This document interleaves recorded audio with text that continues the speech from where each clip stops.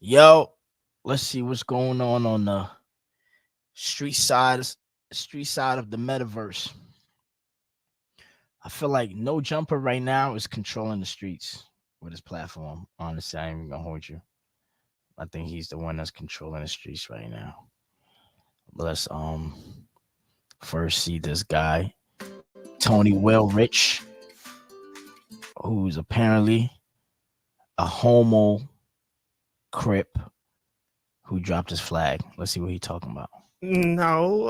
Okay. I don't want to do nothing. Manager saying you are. Porn. Oh yeah. Speaking of porn, where's Eve? Eve, Lena. Yeah. Yeah. Lena. She's actually doing some work right now. Oh, really? She's doing the OnlyFans. Not stuff? that kind of work. She's just doing regular work with her assistant. Oh, okay. I love y'all relationship. Oh, I appreciate that. Yes. I started to get her a gift before I got here. But see, last time we filled up the Lambo and drove out here. Right. This time I flew. Oh, nice. Yes. So I didn't have enough time to stop at the Louis Vuitton store. But next time I come out here, I'll stop there and I'll get her a couple of things. Oh, wow. That's Yes. amazing. You don't gotta go all the way to Louis with it. Oh, yeah, no, we'll go look. Christian Louboutin. Would you rather? She likes that. Oh, you're gonna make me look bad. Oh, Damn, yeah. I bought her some the other Oh day. yeah, because actually, I'm actually like very, manly, like Okay. so like, my masculine is my, when you post because I believe that, but you pay all the bills, right? No. You don't we pay all split the 'em. Yo, this dude is hilarious, bro. I know a guy called Don Gimme. He's supposed to be in that seat too, playing the same role, but playing Paru. Whack no Don Gimme too, man. But it's interesting to see Tony Rich just pop up like this, just like something you can never see in the 90s, early 2000s.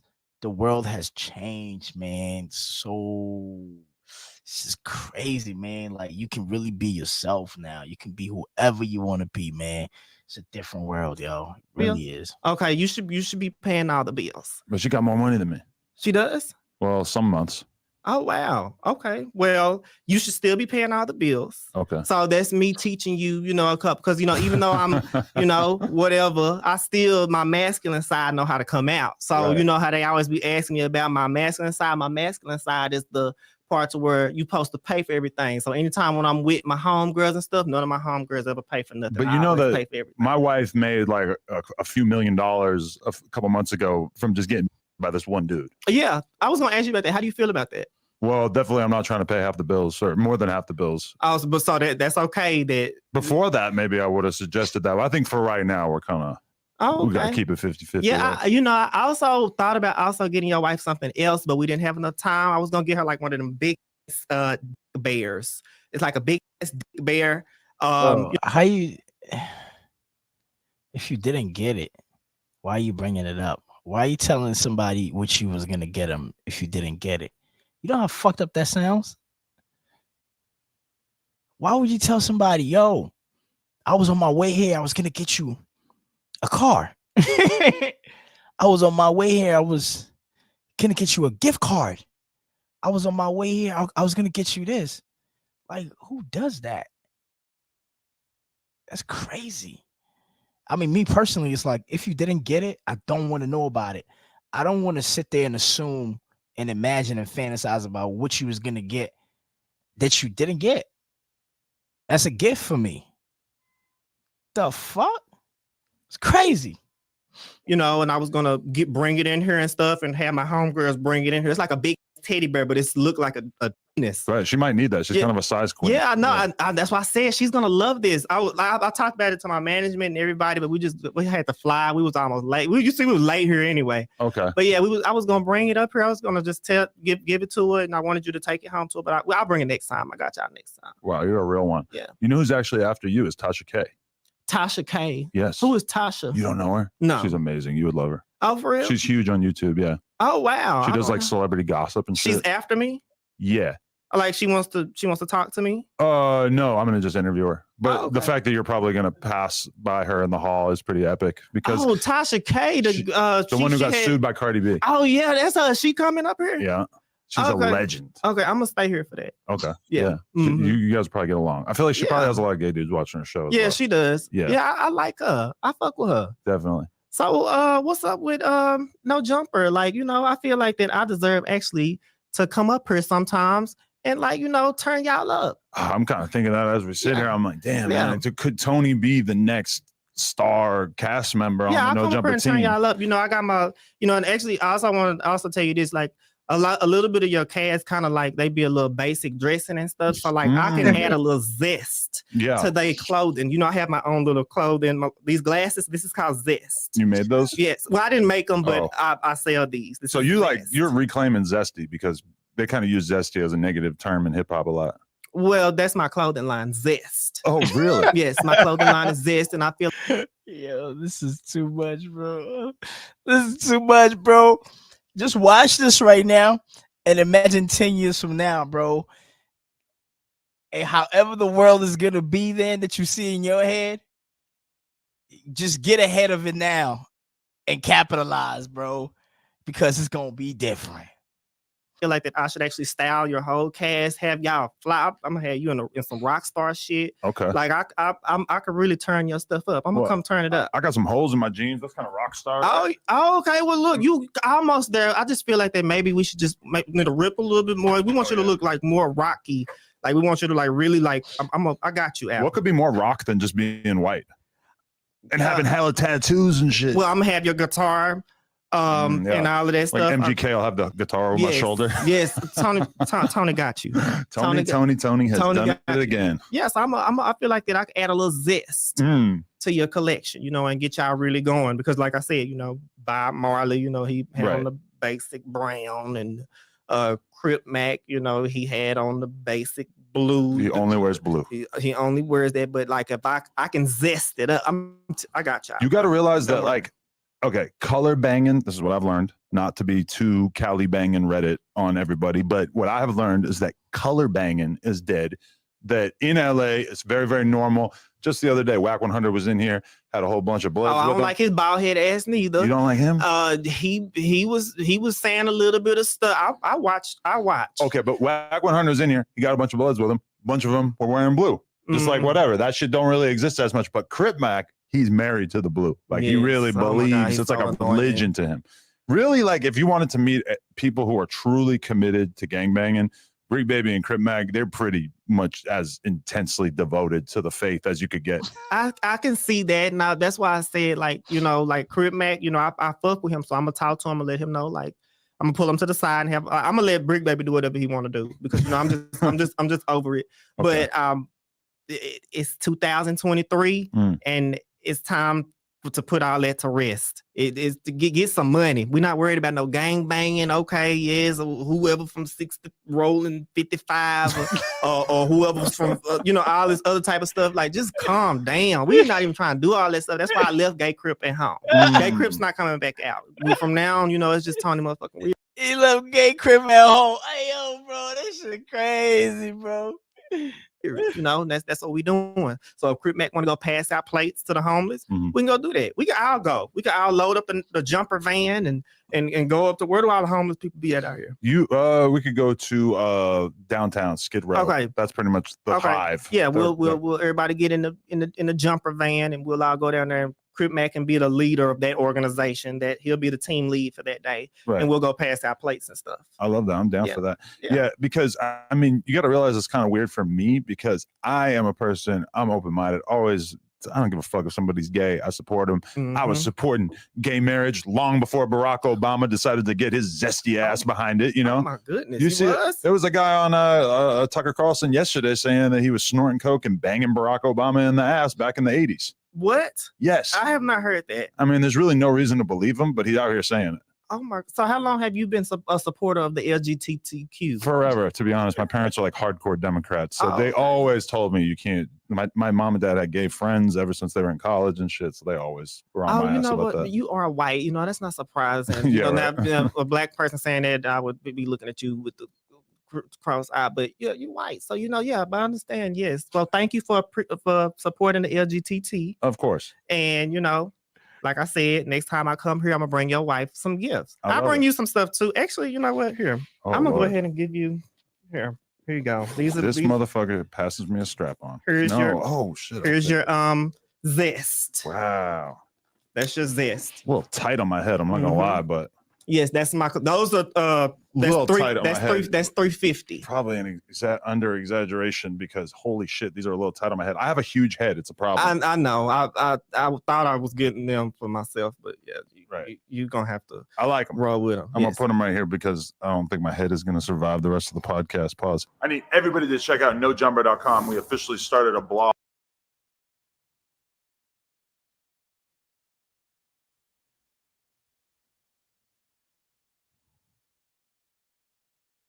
Lately, one way I've been able to help keep my mental health a priority has been through therapy using BetterHelp.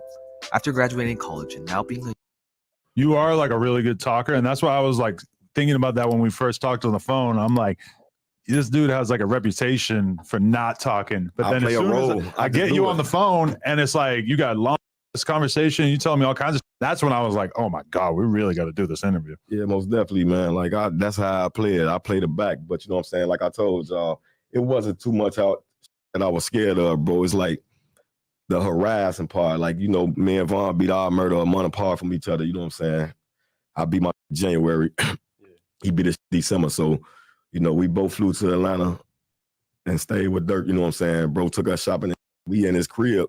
This one, bro stayed in Alpharetta. And we was just, you know, I was new to the internet for real.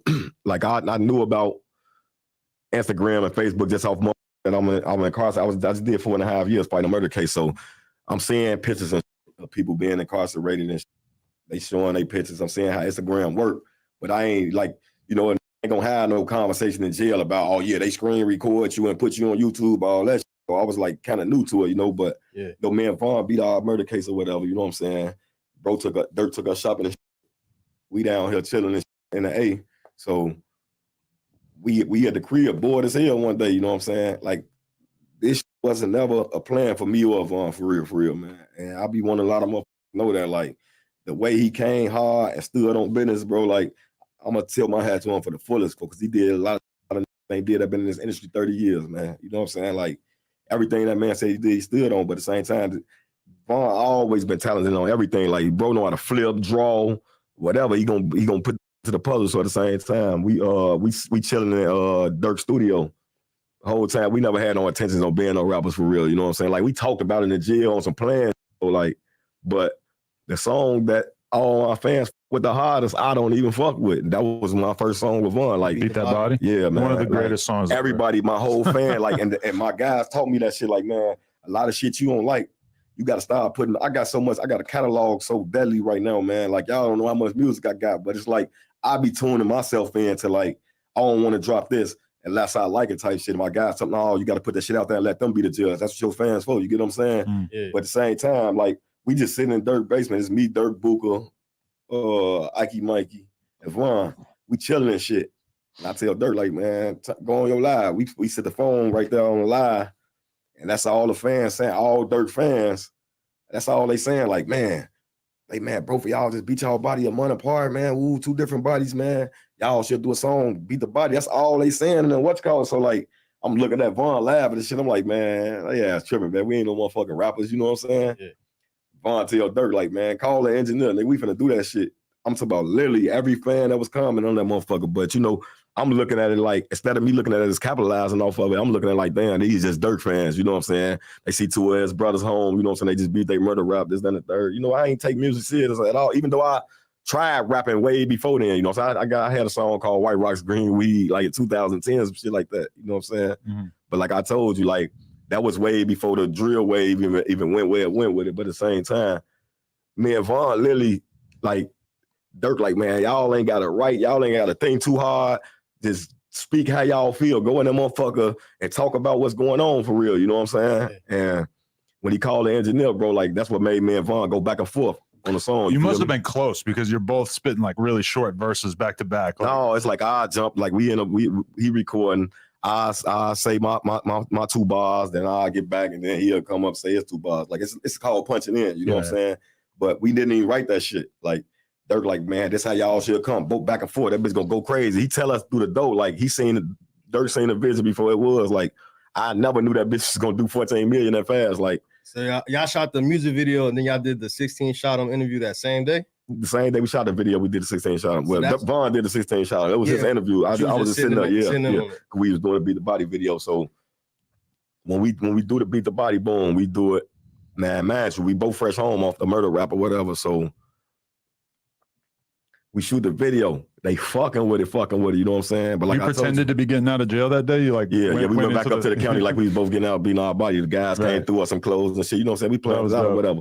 You know, like I told you, Vaughn, I always thought, even before the storytelling shit, he always thought like, man, when we put this shit in their face, give them more than something to listen to. Make sure you give them something that they want to tune in and watch. That's why he called himself the new generation Slick Rick. He wanted to tell a story behind all this music.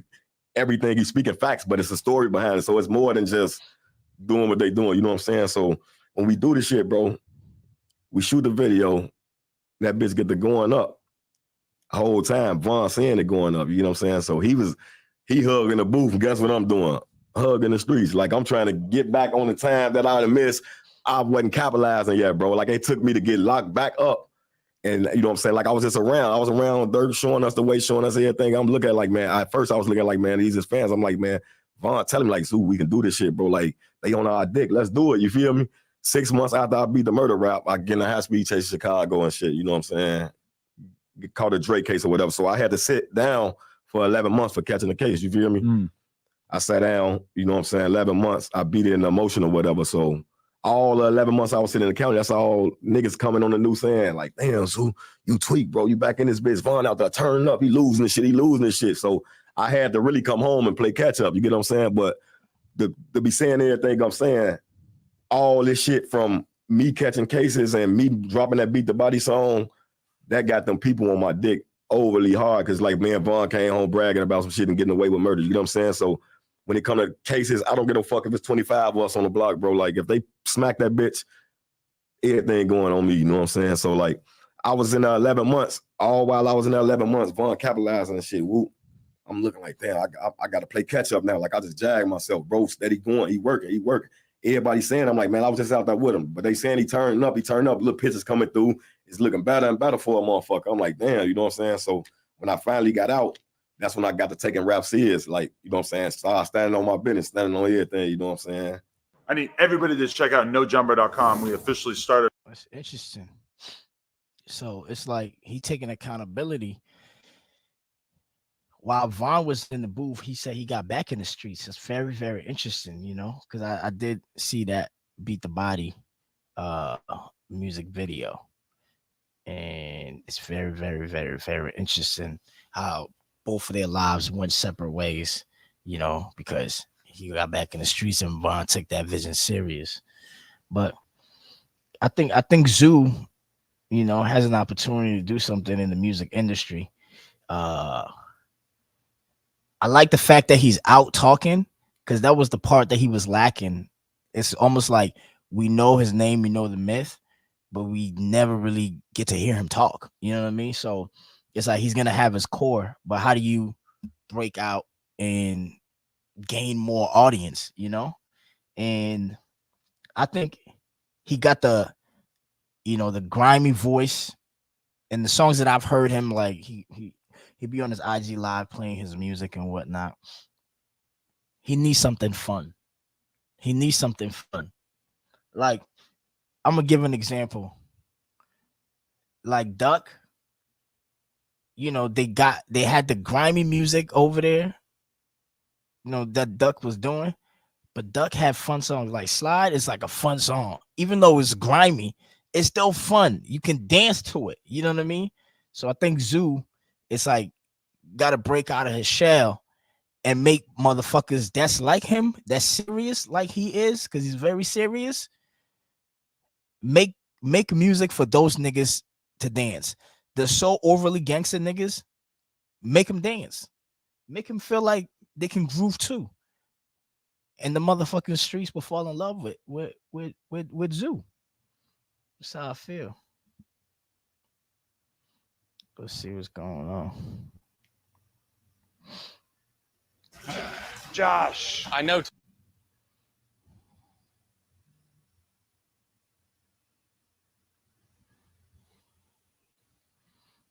He drops your name in the song. He said, I keep it 150. Like you had So another big moment you had was when Uzi dropped your name in the song. He said, "I keep it 150 like I'm Cairo." Like, what's the relationship you had with Uzi?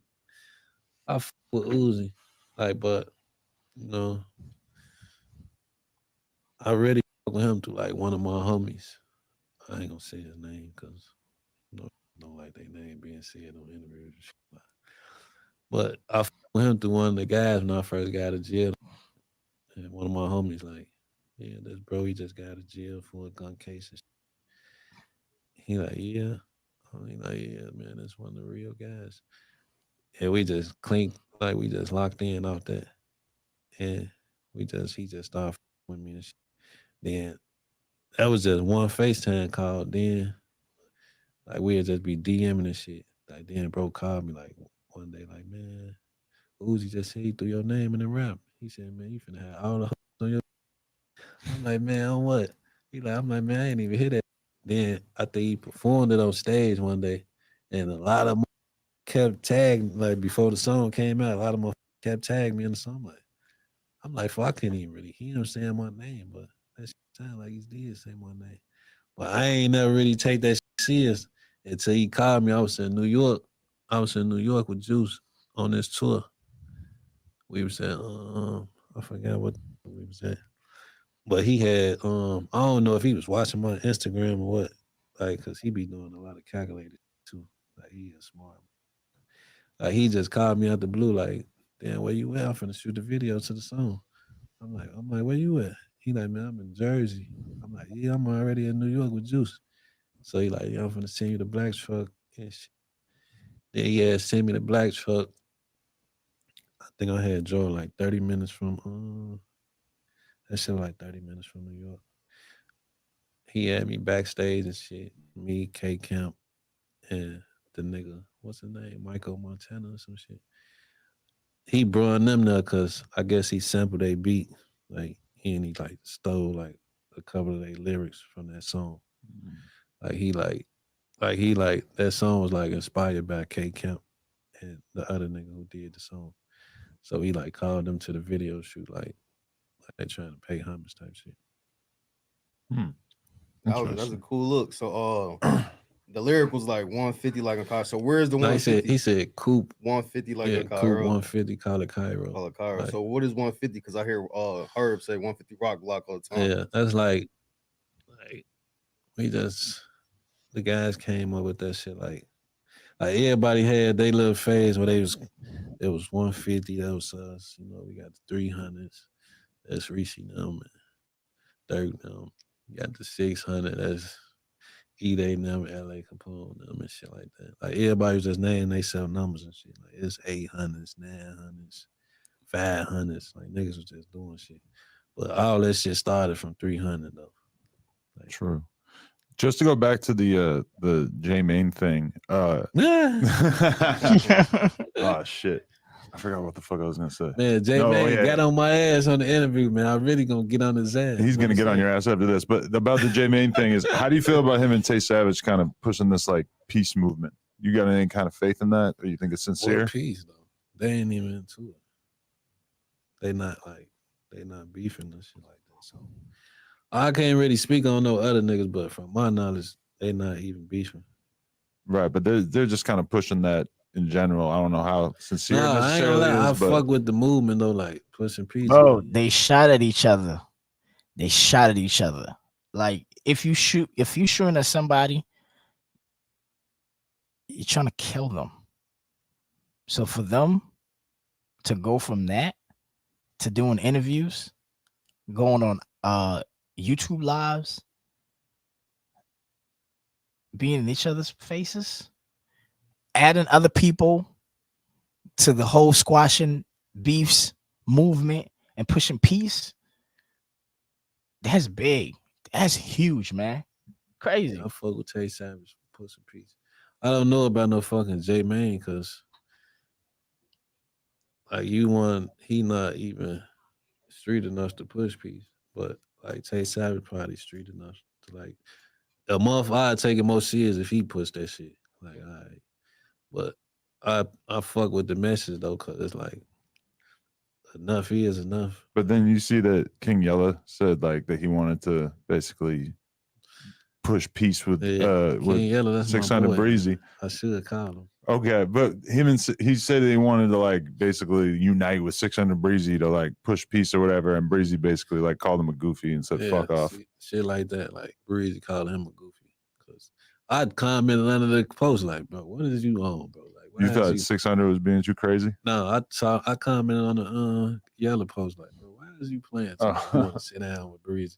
That shit don't even sound right because this like same shit Breezy saying, bro, you not even into it with like they hood, like you just fuck with some niggas that's into it with they hood. Like yo, you was never really hands on with that shit. Like that's like how Rico Records be saying, like, bro, I never really like I just fucked with JoJo now. So it's up to me to say fuck all the BDs and get on some dick riding shit or just say I just fuck with JoJo now. I ain't really on no 300K shit, be 600K shit. So Yella, I be FaceTime bro and shit. Like I don't got shit against him, but he forcing that shit. Like, how'd y'all get cool? I fuck with Yella like as a person though. Like I fuck with him. Me too. Yeah, I fuck with him, bro. Like we just be chopping it up and shit. But I told him like, bro, I fuck with what you doing though, but he be tripping sometimes. He just tweet like, y'all seen Breezy in the mall, like, hey, what the fuck? Like, y'all not even real ops for real. Y'all already seen this man, but he know that was his only viral moment with any BD. So like had to sit down with a motherfucker. So he like, I'm gonna use that as an opportunity. Like, I'm willing to sit down with him, but it's not no bloodshed with none of that. You ain't never did shit to him. He never did shit to you. Do you think like the YouTuber thing is kind of getting into King Yella's head and maybe making him be a little too out there? Like when people become YouTubers, they just start thinking about shit different and everything looks like content. I know 100% this is true about me, but it's kind of weird seeing it happen to like gangsters. But Yella's been out there though. Yella's been out there. Like I've known Yella on the internet for so long. You know, he has such a familiar face. I just think he's just transitioned now because he got out of jail. He was gone for like 4 years, so people forgot about him and he's back. But before that, he's always been relevant. You know, not saying he was the biggest, not like Chief Keef and them, but he was very relevant, man. If you're tired of spending a ton on all your and plus him being light skinned too, because a lot of those guys were brown, dark skinned guys from the hood, Chirac, and he just stood out. He's big, light skinned. I fuck with Yella as a person though, so there been times that I said like, man, fuck King Yella on. That nigga be on some weird, goofy shit. Until I really got to meet him, like, yeah, bro, like down to earth with it. Like he a cool ass nigga. Like I looked at that shit like how I looked at him. That's how I used to look at like Getty the Kid and shit. Like I used to think like Getty the Kid, like clout chasing off Lil Wayne because I was a fan of Lil Wayne. So, but until I met Getty the Kid in person, like damn, bro, a little third nigga. I'm like, damn, he might not be lying. Wayne might did steal some of his lyrics and shit. When you end up meeting Gilly? I was on tour with her in like 2018, and we went to Philly and shit. But he did some shit that made me like look at him like, yeah, bro, he ain't no regular like blogger or no shit. What he did? Nah, somebody did some shit like backstage, right? He steal some of his lyrics. That's how I used to look at like Getty the Kid and shit. Like I used to think like Getty the Kid, like clout chasing off Lil Wayne because I was a fan of Lil Wayne. So, but until I met Getty the Kid in person, like damn, bro, a little third nigga. I'm like, damn, he might not be lying. Wayne might did steal some of his lyrics and shit. When you end up meeting Gilly? I was on tour with her in like 2018, and we went to Philly and shit. But he did some shit that made me like look at him like, yeah, bro, he ain't no regular like blogger or no shit. What he did? Nah, somebody did some shit like backstage, right? And like he did some like little gangster shit. Like somebody did some shit backstage, like trying to show out for her. They like Gilly like brung the nigga in the room and shit. and get like, yeah, this my little homie right here. Ooh, like, yeah, bro, third nigga. He a 100, like he 100 on like street shit, whatever the fuck he trying to. I don't know. But when dude left out the room, when him and dude left out the room, like another nigga, like, man, I heard him believe that shit, man. Dude, that's a snitch. So he like, man, somebody went back and told Giddy the kid that the nigga said that shit. That shit happened so fast. I'm like, who the fuck could have told him that? I don't even see nobody leave out the room. So Giddy came back in that bitch on some gangster shit. Like, hey, why the fuck you just say bro a snitch? You ain't got no paperwork. You ain't got none of this shit, but you called him bro a rat. Like, don't say no shit like that unless you got real proof that somebody is snitch. I'm like, damn, bro, a gangster. He just came back in this bitch on bullshit. He wasn't worried about anything. Yeah, damn. I need everybody to check out nojumper.com. We officially. That's what it takes to be gangster. I didn't know that. Very interesting.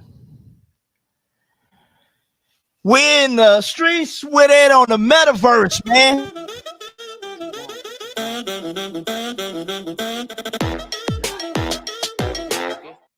No Jumper, coolest podcast. Texas News, man. They've been calling him a snitch for a long time, but he didn't respond because I think he was waiting to get on that No Jumper to tell his side of the story.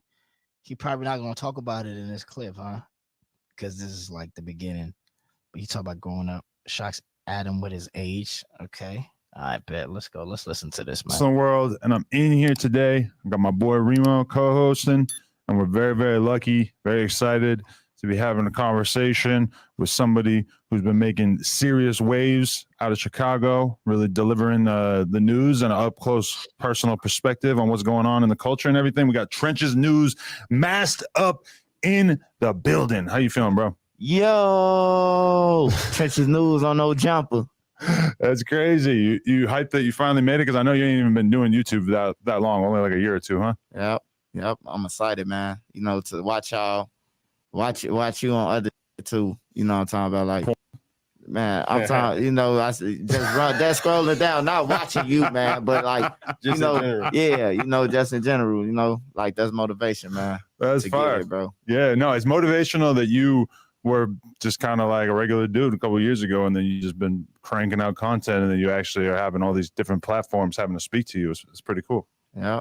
Yeah. He came in here without the ski mask. I didn't recognize him. And I heard him speak in the distance. I'm like, wait, that's Trenches News. Yeah, I know. He said to me, he's like, I can't really tell which one's him because he got the mask on. Like, what? Then you know what I'm saying? You start talking. I'm like, wait, that's bro right there. Yeah. So how you start wearing the mask? Like, it's just like I was watching 50 Cent and them, and you know what I'm talking about, and it's like if they don't know who you is, then it'll be more turn up for you because they want to know who you are. You know, even if you could show them a picture of me. That they still want to see me for themselves, you know what I'm saying? So it's like you're larger than life too, because it's like you are representing all the people out here in shiesties, robbing liquor stores and catching bodies. I used to be I used to be the stick up kid. So yeah, that's motivation too, to let them know that you can go from that to being on No Jumper without robbing people. Yeah, let's go. Well, you probably got to rob some people at the beginning of your career, right? No. Is that how you got your nickname, Swiper though? Yeah.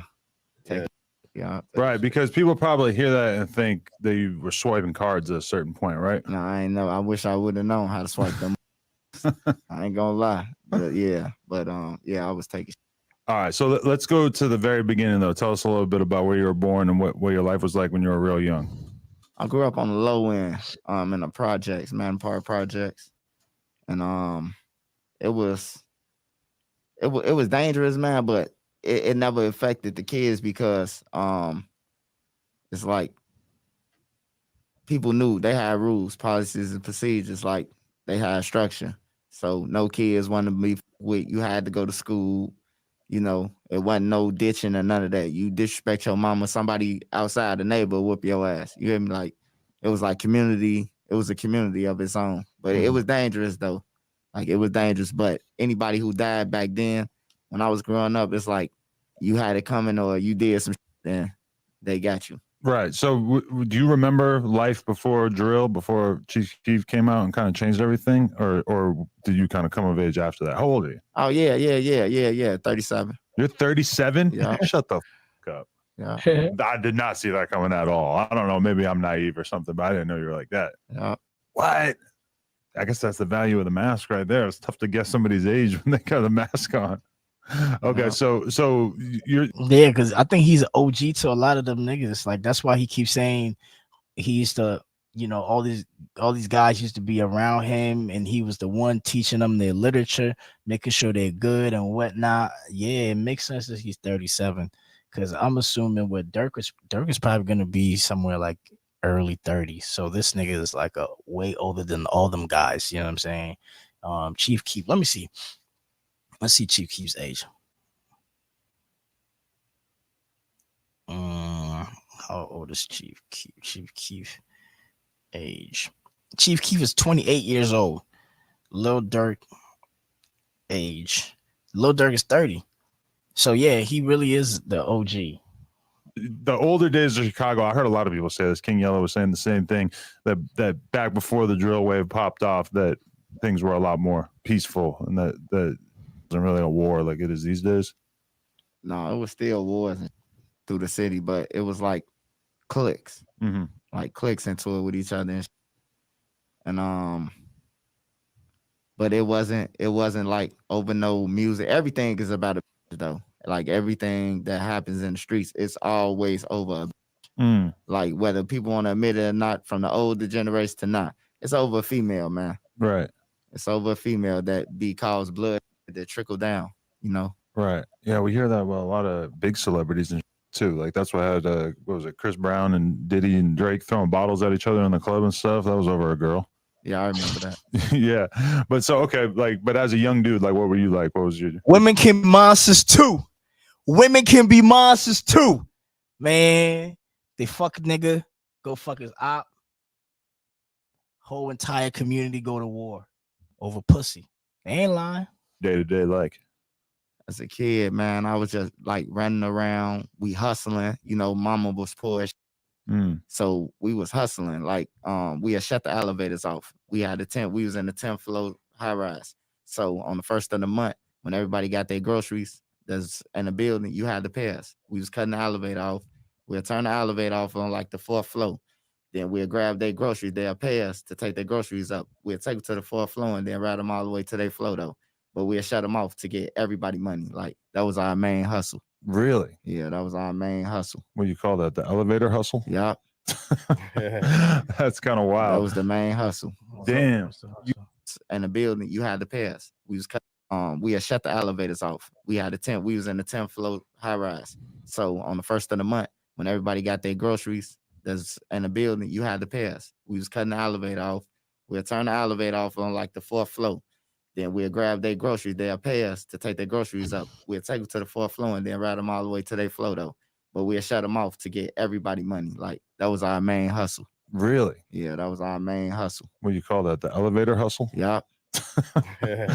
That's kind of wild. That was the main hustle. Damn. So you from the low end though, right? So Yep, I hear the that low everybody talk about the low end, but I also heard that you from Newtown. So like break down the difference, or it's the same thing? Yeah, it's the same thing. It's the same thing. It's just a block name. Newtown's the name of the block. Yeah. And the low end is just referring to the low end goes from like 22nd to 55th, stay to the lake. All right, I got you. So they're just referring to like when they say the low end, like the numbers. Yeah. All right, for sure. The low end is like the numbers. Yeah. So who else is from the low end? Because I think Mama Doug from the low end. A lot of people. Mama Doug from the low end, Doug from the low end, Brick from the low end, L.A. Capone from the low end.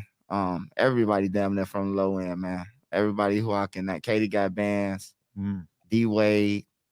That's a lot of people from the low end. Damn. All right. So, but when you were younger and everything, were you like focused on going to school, or was that something you didn't really give a shit about? Oh, I excelled in school. Really? Yeah, I excelled in school. I went to after I graduated 8th grade, I went to out in the suburbs, and yeah, I excelled in school. I love school. We was going to school either for the, for the breakfast. First of all, the school donuts, because we was broke as shit, like I say. Then the lunch on top of that one. Then and get an education to see the girls. So we love going to school. And the older guys, you wasn't hanging on no block if you ain't go to school.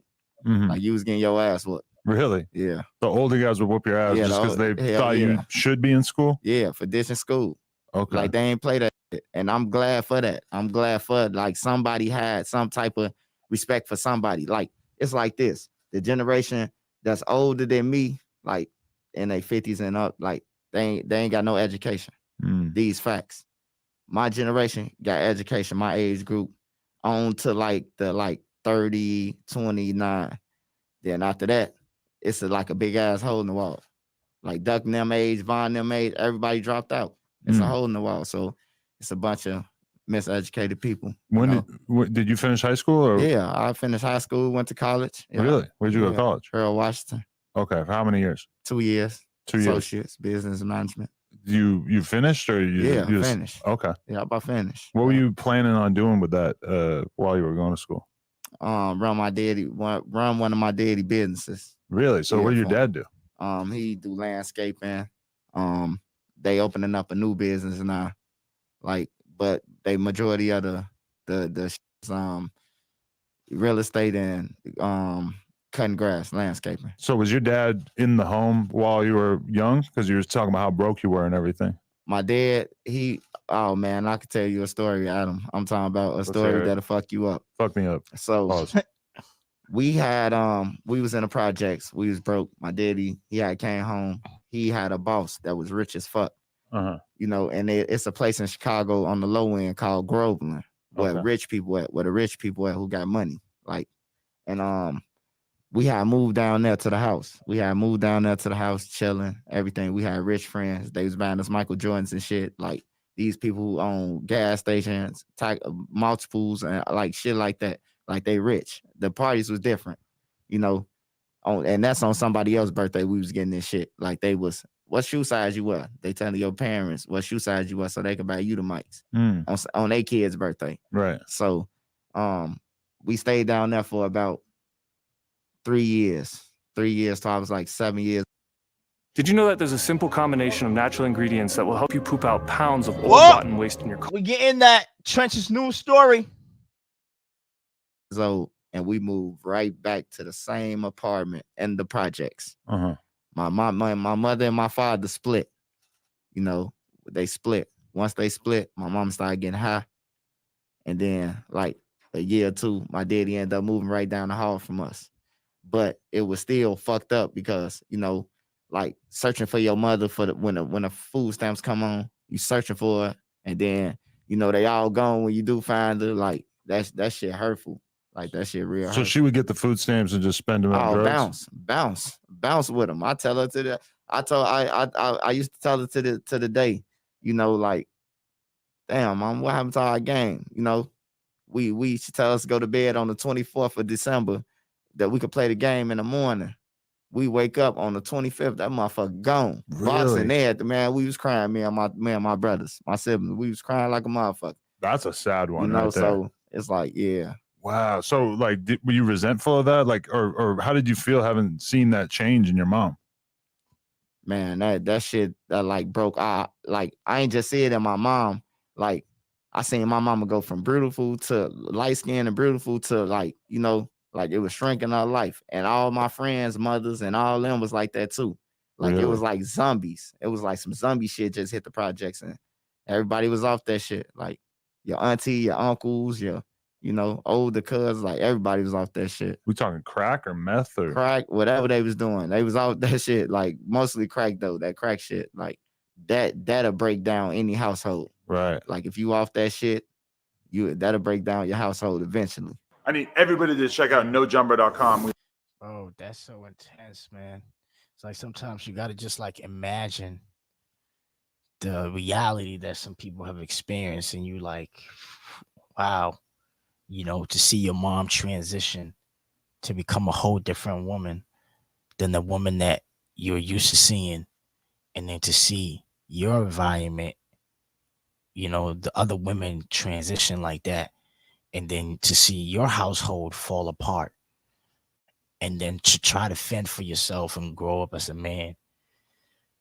It makes sense why a lot of these young black males are traumatized, you know? Sad, man. But yeah, Adam is documenting the stories and we're watching them as they are presented to us. But I can't wait for Trench's News to let us know if he ratted. Make sure if you watch this, you subscribe to the YouTube channel Gold Gate House. Fuck with me. I'm out. I'm tired.